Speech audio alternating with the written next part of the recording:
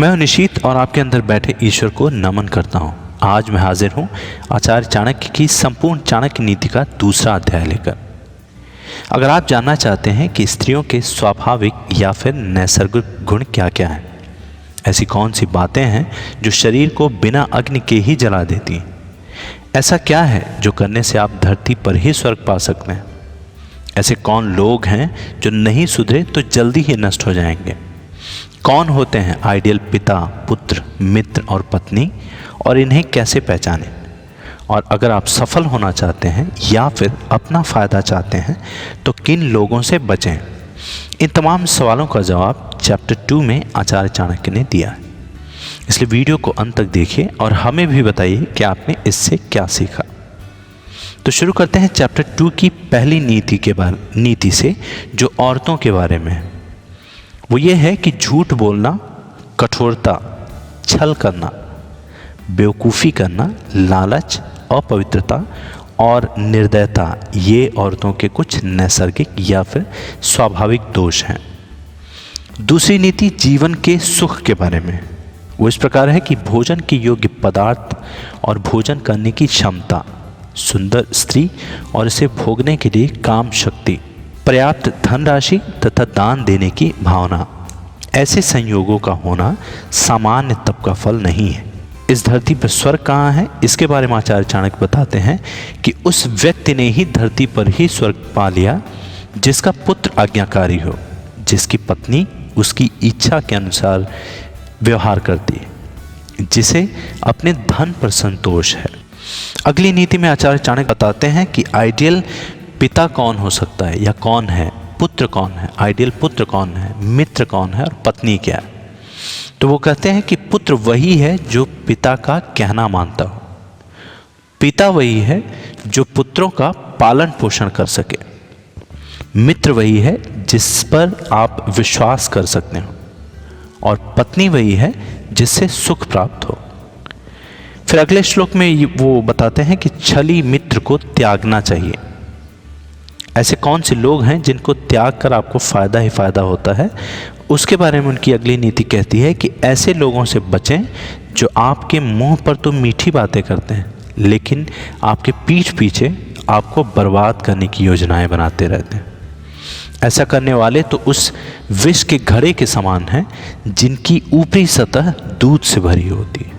फिर मित्रता से ही अगला नीति है, वो ये कहता है कि एक बुरे मित्र पर तो कभी विश्वास न कीजिए, एक अच्छे मित्र पर भी विश्वास मत कीजिए, क्योंकि यदि ऐसे लोग आपसे रुष्ट हो जाते हैं या दुखी हो जाते हैं तो आपके सभी राज से पर्दा खोल देते हैं।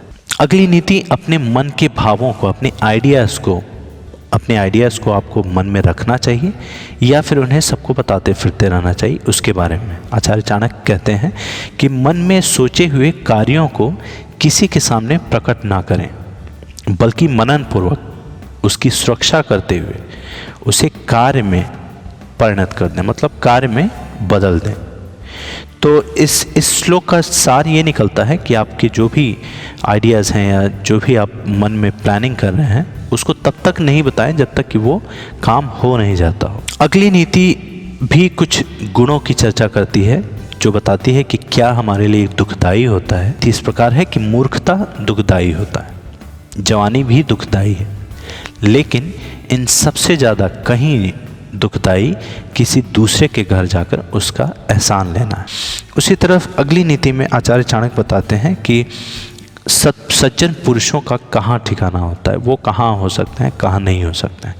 यह हमने बचपन में भी पढ़ा था, जो इस प्रकार है कि हर पर्वत पर माणिक्य नहीं होते हैं, हर हाथी के सर पर मणि नहीं होता, और सज्जन पुरुष भी हर जगह नहीं होते, और हर वन में चंदन के वृक्ष भी नहीं होते। अगली नीति कहती है कि बुद्धिमान पिता को अपने पुत्रों को शुभ गुणों की सीख देनी चाहिए, क्योंकि नीतिज्ञ और ज्ञानी व्यक्तियों से ही कुल की पूजा होती है। और फिर इसी को आगे बढ़ाते हुए वो कहते हैं कि जो माता व पिता अपने बच्चों को शिक्षा नहीं देते हैं वो तो बच्चों के शत्रु के समान हैं, क्योंकि वे विद्याहीन बालक विद्वानों की सभा में वैसे ही तिरस्कृत किए जाते हैं जैसे हंसों की सभा में बगुले। जाहिर है कि आचार्य चाणक्य विद्या को बहुत महत्व देते थे, इसलिए इन नीतियों में उन्होंने साफ साफ ये लिखा है।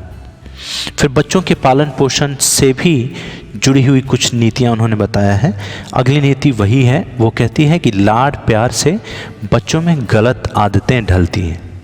उन्हें कड़ी शिक्षा देने से वे अच्छी आदतें सीखते हैं, इसलिए बच्चों को ज़रूरत पड़ने पर दंडित करें, ज़्यादा लाड़ प्यार ना करें। फिर विद्या से ही जुड़ा एक और नीति है जो इस प्रकार है कि ऐसा एक भी दिन नहीं जाना चाहिए जब आपने एक श्लोक, आधा श्लोक, चौथाई श्लोक या श्लोक का केवल एक अक्षर नहीं सीखा, या आपने दान, अभ्यास या कोई पवित्र कार्य नहीं किया।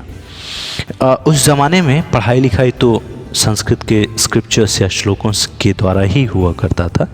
आज के कंटेक्स्ट में हम ये कह सकते हैं कि आप पढ़ाई पे अपना कुछ समय हर दिन भी बिताना ही चाहिए, चाहे वो एक चैप्टर हो, थोड़ा सा एक पैराग्राफ ही हो, जितना हो सके कम से कम या अधिक से अधिक उतना टाइम आपको पढ़ाई लिखाई में स्पेंड करना चाहिए। अगले श्लोक में भी दुख की बात उन्होंने की है कि आपको वियोग कैसे मिलता है, दुख कैसे मिलता है। नीति कहती है कि पत्नी का वियोग होना, अपने ही लोगों से बेइज्जत होना, बचा हुआ ऋण, ऋण बोलते हैं कर्ज को, और दुष्ट राजा की सेवा करना, गरीबी और दरिद्रों की सभा, ये 6 बातें शरीर को बिना अग्नि के ही जला देती हैं। जैसा हमने इंट्रोडक्शन में आपको बताया था कि अगर आप जानना चाहते हैं कि ऐसा क्या है जो आपको बिना अग्नि के ही, बिना आग के ही जला देती है, तो वो यही है।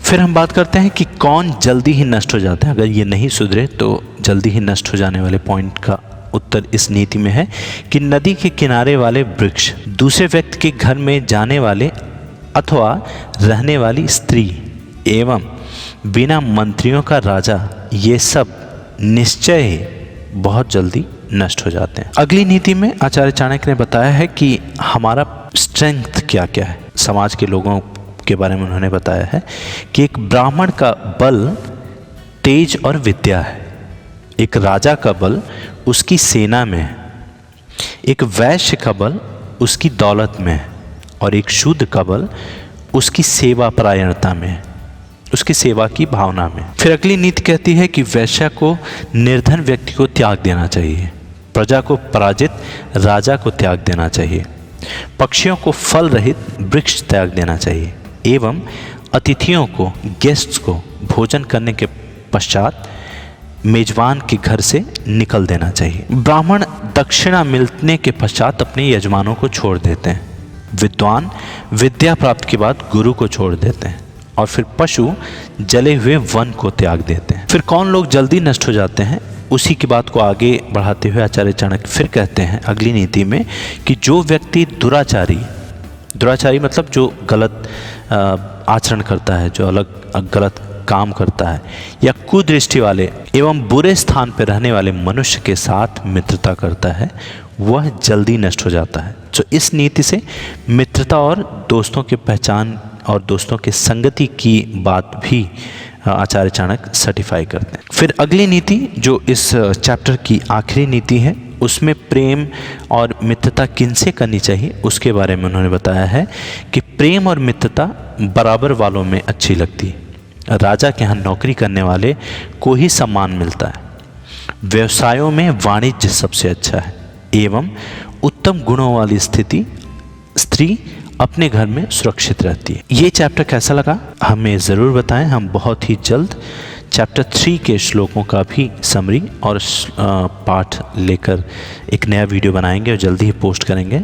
अगर आपने हमारा चैनल सब्सक्राइब नहीं किया है तो जल्दी से जल्दी सब्सक्राइब कर लें ताकि आपको नए पोस्ट्स का नोटिफिकेशन आसानी से मिल जाए। धन्यवाद।